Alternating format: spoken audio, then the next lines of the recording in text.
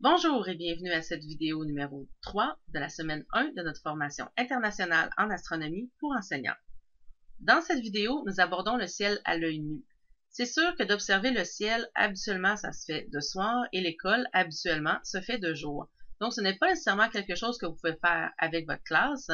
Par contre, c'est quelque chose que vous pourriez suggérer et leur donner des activités afin qu'ils puissent, eux, les élèves, observer un peu le ciel le soir, se familiariser, en fait, avec les objets qui sont visibles à l'œil nu.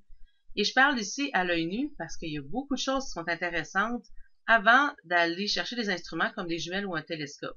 Malheureusement, souvent, les gens pensent que pour s'intéresser à l'astronomie, il faut absolument avoir un télescope. Ce n'est pas le cas. D'ailleurs, il est vraiment suggéré de commencer à l'œil nu, de se familiariser avec les constellations et ensuite peut-être considérer acheter un instrument. Alors, le ciel à l'œil nu, voici une représentation en fait du ciel à l'œil nu si on est loin de la pollution lumineuse, donc loin des villes. Les premières choses qu'on remarque, ce sont les étoiles, beaucoup de points lumineux dans le ciel, ces petits points qui représentent, en fait, que sont les étoiles qui sont très loin de nous.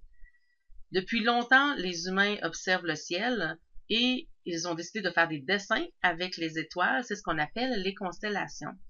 Mais les constellations, ce sont uniquement des dessins que les gens ont inventés dans le ciel.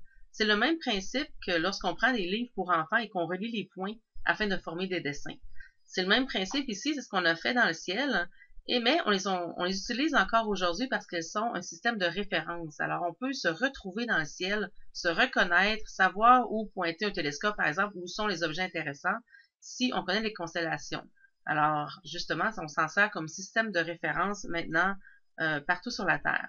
Mais les constellations qui sont officiellement reconnues aujourd'hui, il y en a 88 reconnues par l'Union astronomique internationale, ce sont des constellations qui nous proviennent surtout de la Grèce ancienne. Celles dans l'hémisphère sud sont un petit peu différentes. Certaines viennent des explorateurs, des premiers explorateurs au 16e et 17e siècle, mais la plupart proviennent de la Grèce ancienne. Mais comme je vous ai mentionné, ça peut être très intéressant d'aller étudier les constellations des autres cultures. Alors, je reviens justement au fait que les constellations sont des dessins. Les étoiles dans une constellation n'ont rien en commun, à part le fait qu'elles se retrouvent dans la même direction vue de la Terre. Alors, dans le même coin du ciel vue de la Terre. Quelque chose qu'on peut faire justement avec un logiciel comme Stellarium, que je vais vous montrer plus tard cette semaine, c'est qu'on peut aller voir la distance de certaines de ces étoiles-là, et on réalise que certaines sont beaucoup plus rapprochées de nous, alors que d'autres sont beaucoup plus éloignées. Alors ici, justement, les constellations qu'on voit, on voit Orion, qui est une magnifique constellation d'hiver. On la voit en hiver, c'est une constellation qu'on peut très bien voir de l'hémisphère nord et de l'hémisphère sud aussi. Mais Orion représente un chasseur, et voici à quoi ressemble Orion lorsqu'on rajoute les dessins. Encore une fois, c'est une image créée par Stellarium, donc vous pouvez refaire cette image une fois que vous connaissez comment utiliser Stellarium.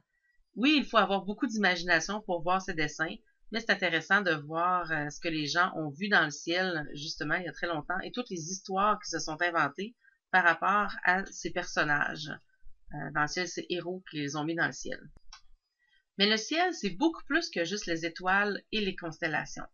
Alors oui, on peut voir environ 3000 étoiles dans un bon ciel sans pollution lumineuse, donc c'est quand même beaucoup.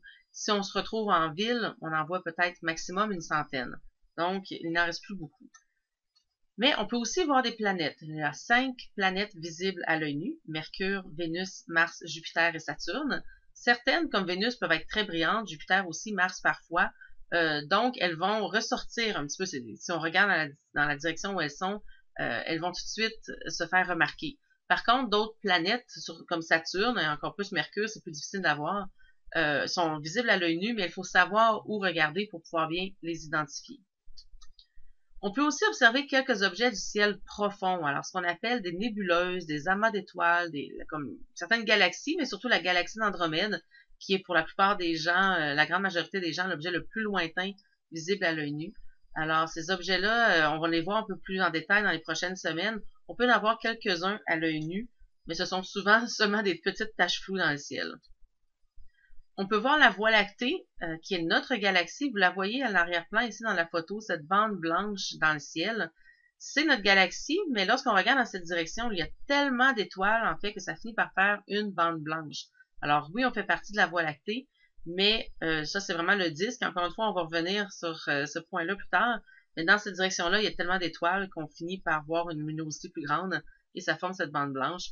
Malheureusement, maintenant, quand j'enseigne, par exemple, l'astronomie au niveau collégial, ici, que je demande à mes élèves s'ils ont déjà vu la Voie lactée, la plupart ne l'ont jamais vue parce qu'ils grandissent en ville et ne prennent jamais le temps de regarder le ciel. Donc, c'est un peu quelque chose qui se perd. On peut évidemment observer la Lune et ses phases. Et ce qui est intéressant avec ça, c'est que justement, on peut la voir en ville aussi. Donc, une des premières observations à faire, c'est justement d'observer la Lune et ses phases. Et lorsqu'il y a des éclipses, évidemment, ça rend encore ça plus intéressant. On peut voir les étoiles filantes, surtout lorsqu'il y a des pluies d'étoiles filantes, comme la pluie des Perséides vers le 12 août. Donc, c'est toujours intéressant à regarder tous les âges. En fait, on adore revoir les étoiles filantes. Donc, une activité simple à faire et à recommander aux élèves. Si vous habitez dans des latitudes plus au nord, vous pouvez voir des aurores boréales. Probablement difficile pour certains d'entre vous d'en voir si vous êtes plus près de l'équateur, mais ce sont des magnifiques spectacles lumineux dans le ciel. Parfois, là, on est chanceux et on peut en voir. Si vous ne pouvez pas en voir directement dans votre ciel, c'est parfois même difficile, là, ici au sud du Canada aussi, il y a des sites web où on peut aller voir des magnifiques images justement qui ont été prises des aurores boréales. Parfois, on peut aussi voir des comètes à l'œil nu. C'est plus rare, mais ça arrive. Il y a aussi des satellites artificiels en orbite autour de la Terre. On en voit régulièrement à toutes les nuits des petits points passés d'un horizon à l'autre en quelques minutes.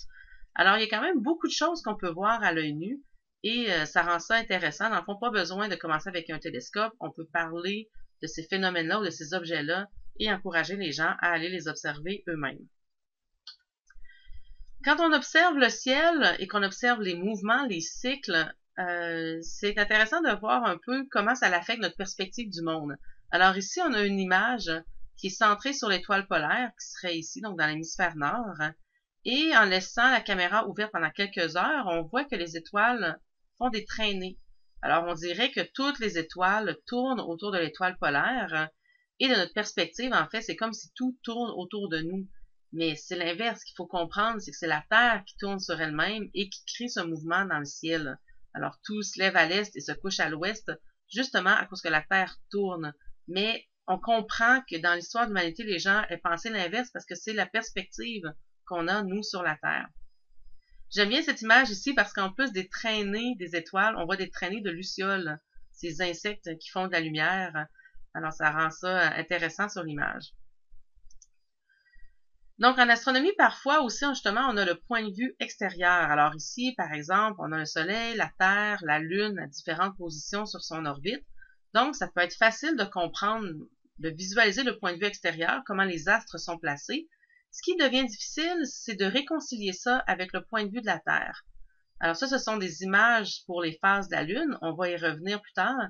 Mais je voulais vous montrer justement comment que parfois c'est difficile de réconcilier ce qu'on voit de la Terre lorsque les astres sont placés d'une certaine façon. Et c'est souvent ce qu'il faut faire en astronomie. Il faut être capable de visualiser en 3 dimensions afin de bien comprendre les phénomènes.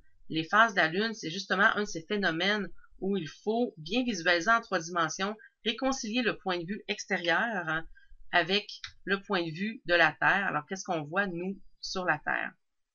Et je termine avec un autre truc, justement, qui vous dit que visualiser en 3D, en 3 dimensions, n'est pas facile pour tout le monde et c'est nécessaire pour bien comprendre plusieurs notions astronomiques. Alors, il faut être conscient de ses limites, il faut aider les gens à surmonter cette difficulté avec des logiciels comme Stellarium. Je trouve que ça aide beaucoup pour certains concepts. Donc, en étant conscient de cette difficulté et que certaines personnes ont plus de difficultés que d'autres, on peut mieux les aider justement à comprendre les notions astronomiques importantes.